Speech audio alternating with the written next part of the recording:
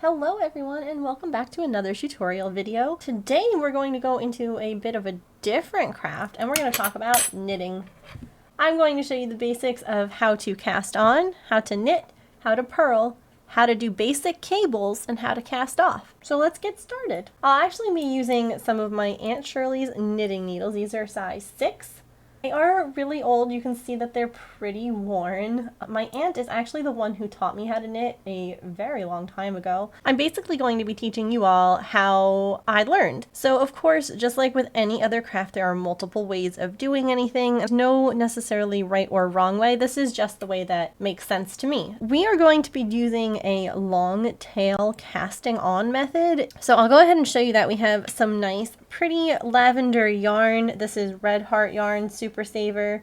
My aunt always knit with Red Heart yarn, so I think it feels kind of appropriate to do this tutorial video with Red Heart yarn and her knitting needles. So for the long tail cast on method, it's basically exactly what it sounds like. You're going to take a tail of about 3 times the length of your project. So for instance, if you were doing like a 6-inch scarf, you would want to have about 18 inches of yarn, plus I would say about an extra 3 inches or so just for weaving in. We're just going to be doing a very simple little swatch to learn on so that it's not too overwhelming. The one downside of a long tail cast on is that you have to pull the tail ahead of time. There are other methods. This is just, like I said, the way that I learned. With the long tail cast on, what you're going to do, this is the end or the tail over here. My yarn is over here.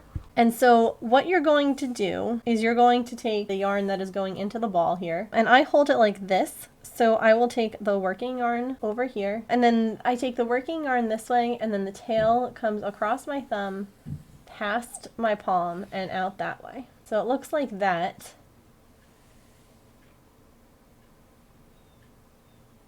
Okay, so working yarn is coming from this way, tail yarn over here. We are going to cast on 18 stitches. Like I said, we're going to do kind of like a small, maybe like, it could be a scarf, but it's just like a good size to practice all the different things that we're going to do. So to cast on, right, we have our tail in this way and our working yarn this way. Okay, it's going to look a little bit confusing and I don't necessarily really know how to explain what I'm doing, so I'm just going to show it a few times. Our knitting needle's gonna go here.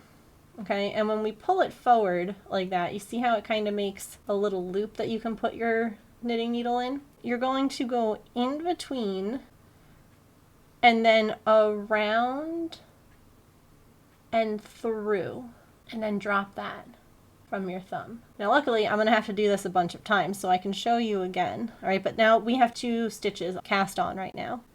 We go right there. We wrap around the one on our pointer finger, we let go of the thumb, and then pull that, not too tight, because otherwise you're not going to be able to work the next row, into this loop, around that loop, drop the thumb, then you're going to pull it, okay? So that's 4 stitches cast on.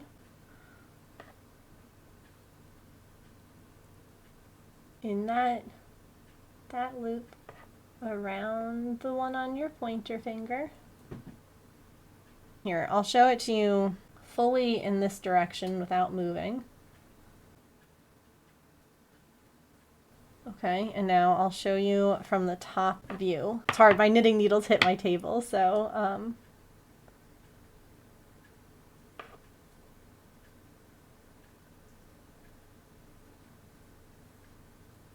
So basically what you're doing is you're just making loops to put on to your knitting needles. We need to do 8 more.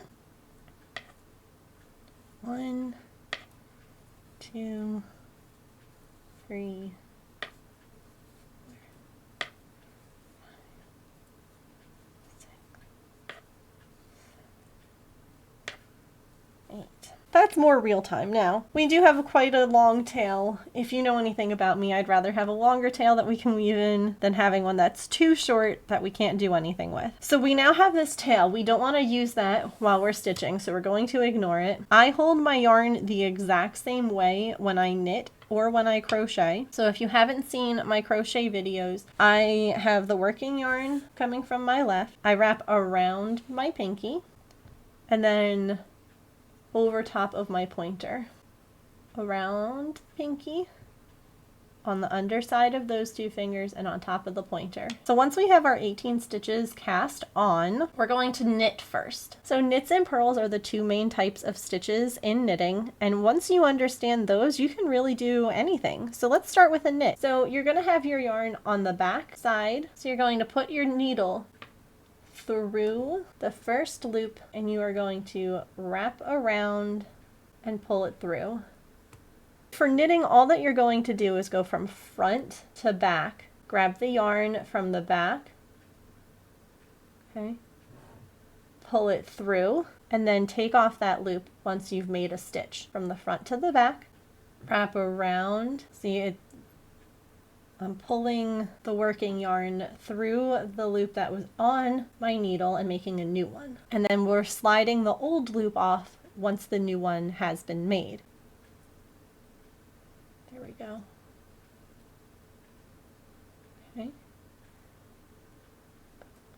Front to back, grab that yarn, pull it off the other needle. Front to back, pull the yarn through, take the old stitch off. Front to back, grabbing that yarn, the working yarn, and then pulling the stitch from your left needle off onto the right. And you're going to do this the whole way. This is the knit stitch. We've done our first row of knit stitches. So to do a stocking net stitch, which is the most common type of stitch in knitting, you're going to knit one row and then you're going to purl the next. We have knit our first row and I'm going to show you now how to purl. We're going to just turn, so our right knitting needle becomes our left knitting needle now. So you can see here all these little bumps. That is what the back side of a knit row looks like. Here's the front side. You see how they don't have those same bumps? Easier to see in a couple more rows, so I'll show you again. So let me show you how to do purls. You're going to hold your yarn basically the same way. Instead of holding your yarn in the back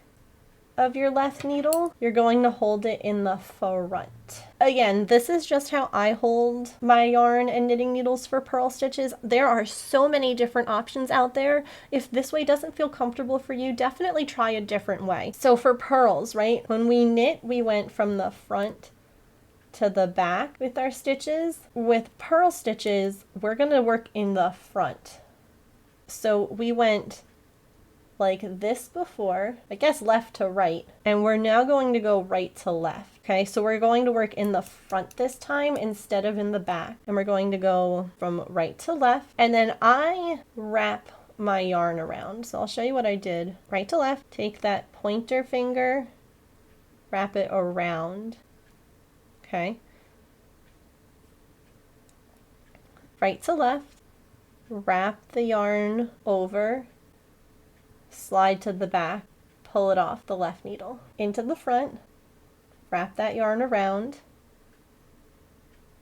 pull that yarn to the back, pull the yarn off your left needle, front to back, wrap around, front to back, wrap around, go to the back, slide off. You see how we're making more of those bumps? That means that we're doing it right. That means that we're purling. So yeah, working yarn in the front, from right to left, wrap around, go through the stitch, pull it off. So the other thing that's super important is not to pull your stitches too tight, right? You want them to slide pretty easily off and move up and down your knitting needle. I was the worst at this for the longest time. So just like with crochet, tension is something that takes a little while to get into like a groove. So don't worry if your stitches are too loose or too tight at the beginning. It's just practice. We did our first row now of purl stitches. So if we turn it over, here's where you can really start to see. This is the knit side. See how nice and smooth that looks? And this is the purl side. You can see it's kind of bumpy. We're going to do this 4 more times. And this is going to be just a stocking net start, I guess, before we learn the cables next video. So this is like really great to practice. Also, you could just keep doing this. You don't have to learn how to do cables if you don't want to. You could just keep knitting in this style and you would make a scarf. So we're going to knit again this row, right? This is our knit side. So we're going to grab our yarn, and if you remember now with knitting, we're going from the front to the back, from left to right. That's the knit way, and this is the purl direction. So yarn in the front this way for purls, yarn in the back, and this way for knit. We're going to knit this row, just like we did the first time, front to back, yarn over, pull through, take the stitch off the left needle. Okay. You can really start to see the difference now between the knit side and the purl side. All right, so we're going to purl again. So this is if you knit 1 row and then purl 1 row. But what if you just wanted to knit every row? It just will look a little different. If you wanted to knit every row, it would look a little something like this. This is actually a square from our Give Back Blanket project that one of the members of our community made, and this is a knit square. This square is knit every row. So you can see it kind of makes a different texture. You can see how the bumps basically are visible on either side if you knit every row, which is also used in certain knitting patterns. A lot of times when you're making a sweater or something like that, you're going to have a right side, or the side that faces the outside, and you're going to have a wrong side, or the side that faces in when you're wearing the sweater. It's not a bad idea to learn how to do it like this, but if you find it easier just to practice either just knits or just purls, you can absolutely do that back and forth. So we're going to purl now. So we're going to go right to left in the front, wrap our yarn over, and pull that stitch off. Right to left, wrap it around to the back and pull off. Right to left in the front, yarn over, pull it through. Right to left, yarn over, pull through. And we're ready to knit again. I'm going to do 2 more rows and then we'll stop and we'll start the cable stitch. So let's do 1 more row of just knits, yarn over, pull through the front. So I'm going to do this closer to real time.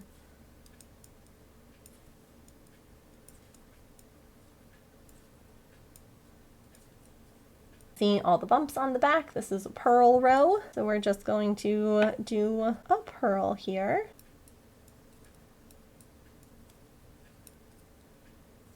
In the front for the purls, remember? Oh no, I just dropped a stitch. What should I do? I'm actually going to purposefully drop a couple of stitches. Let's talk about it, because unlike crocheting, where if you drop a stitch, you can just pick it right back up. When you drop a stitch in knitting, it actually kind of undoes part of the fabric.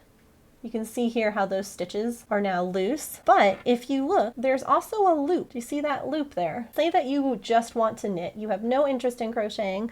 I actually recommend that you pick up some crochet hooks. You can pick them up in a couple of different, sizes. You can get some tiny ones. You could also get some bigger ones. But actually having crochet hooks in your knitting toolbox is really, really handy, because what you're going to do if you drop a stitch, you're going to grab the loop with your crochet hook. It's actually a lot easier to do this with a crochet hook than it is without one. You're going to need to get these strands here back into the fabric of what you're working on. So what you're going to want to do is pick up those 2 strands that were dropped and kind of weave it back into the fabric. I typically go on the knit side when I drop a stitch. This is the knit side facing. Even though we were just purling, it's fine, just turn it over. Okay, you're going to grab the loop. We're going to go underneath and we're going to pull it through, just like when we crochet. Okay, look, we've now grabbed one of those strands that was dropped and it's back and secure. So we now have 1 more to do. So we're going to, with this loop on our hook,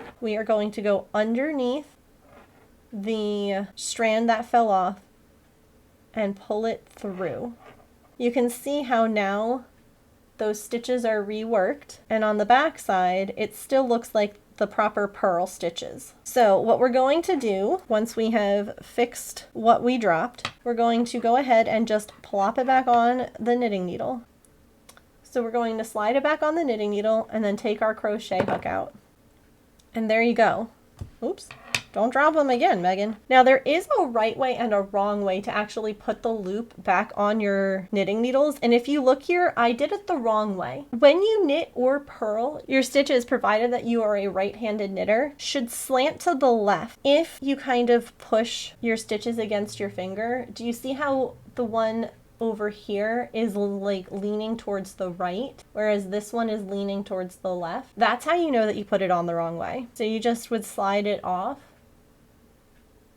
and then slide it back on. Now, it will not be the end of the world if you don't make that correction. It will be okay, I promise. All that will happen is that one of your stitches will be slightly twisted if you were to look really closely at your knit fabric. It is absolutely okay if you basically fixed a drop stitch and you didn't put it back on the knitting needles the right way. That's okay. In the grand scheme of it all, you saved the project. Okay, the drop stitches have been picked up and you can't tell where they were dropped. That is how you fix a dropped stitch and how you fix if the stitches are the wrong way. So you can actually see now, I give it a pull. Do you see how when I pull it, it's leaning towards the left versus if it's facing the wrong way and I pull it, it pulls towards the right. I know that was a lot to hit you with right there at the end, but that was kind of the perfect opportunity to talk about drop stitches because I dropped one. Well, that will do it for this first part of our tutorial. We have learned how to cast on, we've learned how to knit, we have learned how to purl, and bonus, you learned how to pick up drop stitches. So stop back next month where we will go ahead and talk about doing cable stitches as well as casting off. I hope that this has been helpful for you, that you learned something new, and that you go ahead and give it a shot. Let me know in the comments below if you have any questions and what you would like to see in the future. All right, thank you so much for watching, everyone. And then we're going to wrap around.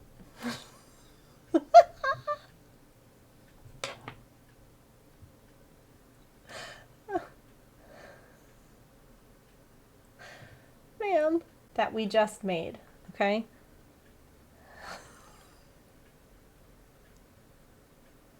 You really said Mom can't do her video. My camera can't focus and neither can I.